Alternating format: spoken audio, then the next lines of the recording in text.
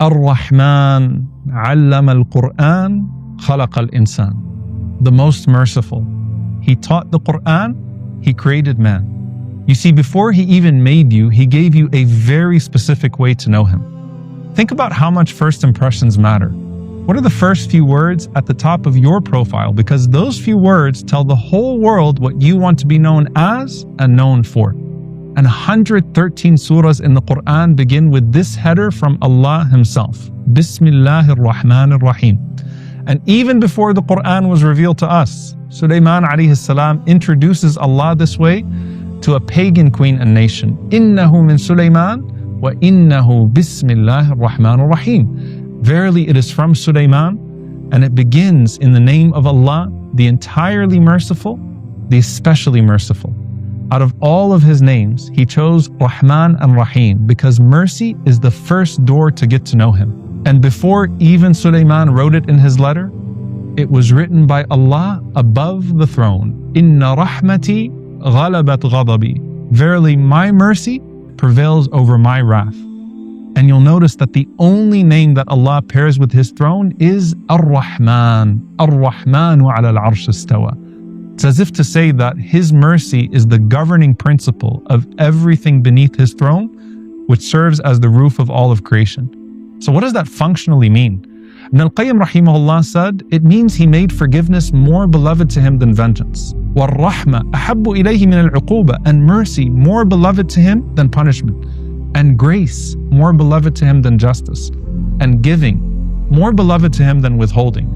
So He framed His entire creation with His mercy. And then not only that, His mercy frames all of His other names and attributes. Ar-Rahman can be added to every other name because He's merciful with His knowledge. He's merciful with His sight. He's merciful with His power. So He introduces Himself as Ar-Rahman before Al-Aziz, Al-Jabbar, or Al-Qahhar, because even when His might shows, He never stops being the most merciful. And after He wrote mercy on Himself, and then into the scheme of the cosmos, He then programmed it into our very creation. When the soul of Adam alayhi salam entered his body for the very first time, he sneezed. And the very first words he heard from his Lord, Yarhamukallah, may Allah have mercy on you. So mercy was humanity's welcome into existence. And then before He sent us to earth, Allah subhanahu wa ta'ala created these sacred bonds of families from the throne. And He hung them and He said, I am the most merciful. And I created the sacred ties of the womb. Then He placed you in that womb, which He calls Ar-Rahim, because it's derived from His rahmah. It's a sanctuary of mercy, where every single one of your needs is being met without you having to do anything for yourself. Your mother gives you everything she's got to sustain you with nothing in return from you. It's the selfless, one-sided love that's the closest thing that reflects Allah's mercy on His creation. And then you come out of the womb into this world. And Allah immediately and perpetually surrounds you with a mercy that encompasses everything. And the Prophet ﷺ said, verily Allah created 100 portions of mercy. And He sent down to this earth just one of those portions. Through that 1% of mercy, the entire world is sustained. And it includes the entirety of mercy that creation is capable of showing to each other, whether it's human beings, jinn, or even animals. I want you to imagine the ocean's depth, 35,000 feet down, which by the way is the same altitude that your plane flies at. And in the darkness of that ocean, there's a fish that's cleaning the parasites off of another fish, while Allah is adjusting the temperature of the water itself. And then in the height of the open sky, a bird is signaling danger to another bird, while all along, مَا يُمْسِكُهُنَّ إِلَّا الرَّحْمَنِ. No one is holding them up except for the most merciful.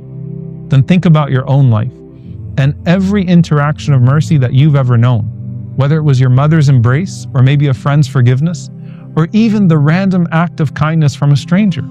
All of that is from one drop of Allah's mercy. But then someone says, well, why is there still so much cruelty on earth? And it's for the same reason that hunger exists in a world that's overflowing with food, not because we have a shortage, but because we fail to share. We're not short of Allah's mercy. We're short of the mirrors to reflect that mercy.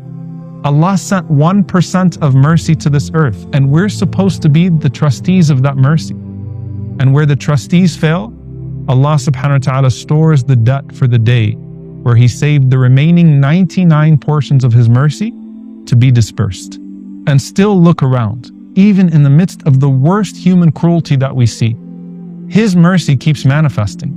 What more powerful imagery than the famous story of a mother who runs between swords to pick up her child after battle. And then she holds that baby tight and she starts to nurse him. And the Prophet ﷺ captures the moment and he says to the companions, see that mom with her baby? Allah is more merciful to you than she is to that child. You know why? Because the one who created the mother's mercy is certainly more merciful than her. Her love is just a tiny drop of His mercy. And that's why Hamad ibn Salama said to Sufyan al-Thawri, Wallahi, if I had to choose between my parents or Allah judging me on the Day of Judgment, I would choose Allah, because He is even more merciful to me than my parents. Then someone says, wait a minute, then how come that merciful Lord does throw people into hell? Because Allah is not limited in His mercy or by His mercy. Even that mother on the Day of Judgment would flee from her child at some point out of fear for herself. And His mercy doesn't cancel His justice. Think about it. Wouldn't it be cruel to the victims in Gaza and Sudan and elsewhere if the oppressor and the oppressed were treated the exact same way? So no, Allah is not going to treat them the same, not because His mercy is limited, but because it's perfect. So when someone says, how can a merciful God throw people into hell? Respond and say, why would people choose hell over a merciful God?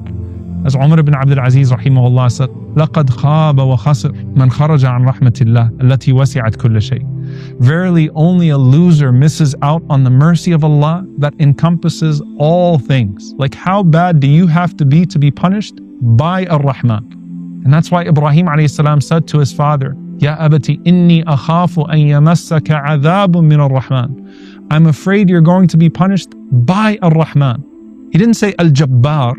He used the name Ar-Rahman.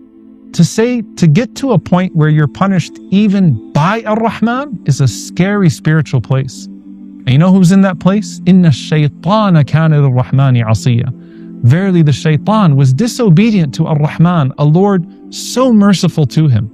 And subhanallah, Al-Harith ibn Suwaid, he says that at some point on the Day of Judgment, even that shaitan himself will prop his neck up and look up, hoping that the mercy of Allah will reach him despite all the evil that he's done.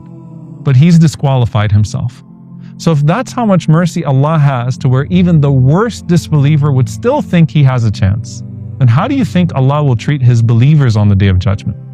And that's when you get to encounter another layer of mercy, but this time from Ar-Rahim, where the 99% of His mercy is reserved for you. You see, Ar-Rahman is the entirely merciful. Ar-Rahim is the especially merciful. Ar-Rahman pours His mercy all over creation in this dunya. Then Ar-Rahim personalizes that mercy for the believers in the hereafter. While Ar-Rahman is for the deserving and the undeserving, Ar-Rahim is exclusively for the righteous. وَكَانَ بِالْمُؤْمِنِينَ رَحِيمًا. And He is Rahim to the believers. Rahman is mentioned in the Quran 57 times. Rahim 114 times. Exactly twice that. As if to say Ar-Rahman is for all creation. Ar-Rahim doubles the mercy for those who believe. And He does so when they want and need it most, in the hereafter, where they can enjoy it forever. But someone might say, is there a special, exclusive mercy for the believer in this life as well? And the answer is yes. And that is the meaning of His name, Ar-Ra'uf, the tenderly merciful. The scholars say that Ra'fa is the highest form of mercy in the Arabic language. And Ar-Ra'uf has a special care for the believers, even while they're still here. Al-Ghazali rahimahullah ta'ala explained that Ra'fa is when Allah protects you before you even know you needed protection. Like a parent who places a coat on a child before the cold sets in. It's Allah averting something from hitting you, or maybe making you miss a turn so that you don't turn into something that would have hurt you. It's the small things that are happening inside your body, or maybe in the environment around you to make things pleasant for you with processes you have no idea are even happening. It's the highest intensity of mercy, but it operates silently in the background out of Allah's love for the believer. Ar-Rahim has a different layer of mercy in the hereafter for you. Ar-Ra'uf has a deeper layer of mercy for you, even while you're still here. He is Ra'uf with his decree in this life, and Rahim with his reward in the next. There's the mercy that guards before, and the mercy that heals after. And that's why almost every time the name Ar-Ra'uf is mentioned in the Quran, it's paired with Ar-Rahim. Now, how much you're going to receive of any of these names depends on how much you're going to reflect of those names. Ar-Rahimun yarhamuhum Ar-Rahman. The merciful will be shown mercy by Ar-Rahman. And if you want more mercy, then Ibn al-Qayyim rahimahullah says that the nearest to Allah are those who combine the traits of Ra'uf and Rahim. So look at the Prophet sallallahu alaihi wasallam. Rahmatan lil alameen. He was sent as a mercy to the worlds. But then he was described as bil mu'minina ra'ufun rahim. Uniquely tender and merciful to the believers. Reflect of Allah's mercy what you want of it. Mercy surrounded you before you could even speak. So speak with mercy and act with mercy and beg for His mercy. Thank Ar-Ra'uf for the mercies you never even noticed, and ask Ar-Rahim for the mercies you can't even yet imagine. And then when all that fails, resort back to Ar-Rahman. There's this beautiful story of a man that was appealing to Allah's mercy after feeling so unworthy, and so beautiful. He makes this dua and he says, Ya Rabb, O my Lord, you say, فَمَنْ تَابَ مِنْ بَعْدِ ظُلْمِهِ وَأَصْلَحَ فَإِنَّ اللَّهَ يَتُوبُ عَلَيْهِ إِنَّ اللَّهَ غَفُورٌ رَحِيمٌ. That whoever repents after his wrongdoing, Allah accepts his repentance, and Allah is forgiving and merciful. And here I am, repenting for my wrongdoings. So Ya Allah, farhamni. So O my Lord, irhamni, have mercy on me. And if you don't find me worthy of that category, well, you say, Ya Allah, وَكَانَ بِالْمُؤْمِنِينَ رَحِيمًا, that you are especially merciful to the believers. And Ya Rabb, أَنَا مُؤْمِن, I am a believer, فَارْحَمْنِي, so have mercy on me. And if you don't find me to fit in that category either, well, you say, Ya Allah, وَرَحْمَتِي وَسِعَتْ كُلَّ شَيْءٍ, and my mercy encompasses all things. وَأَنَا شَيْءٍ, and I am something. فَارْحَمْنِي, so have mercy on me.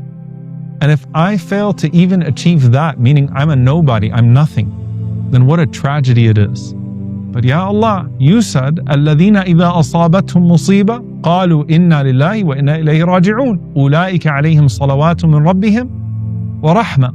Those who when afflicted with a tragedy say, we belong to Allah and to Him we return, we send upon them the blessings of their Lord and His mercy. So here I am saying, إِنَّا لِلَّهِ وَإِنَّا إِلَيْهِ رَاجِعُونَ. Farhamni, so have mercy on me. You see, dear brothers and sisters, mercy is not Allah's mood. It's His constant name. And wherever you are right now, it's not out of your reach, because you are something, and His mercy encompasses everything.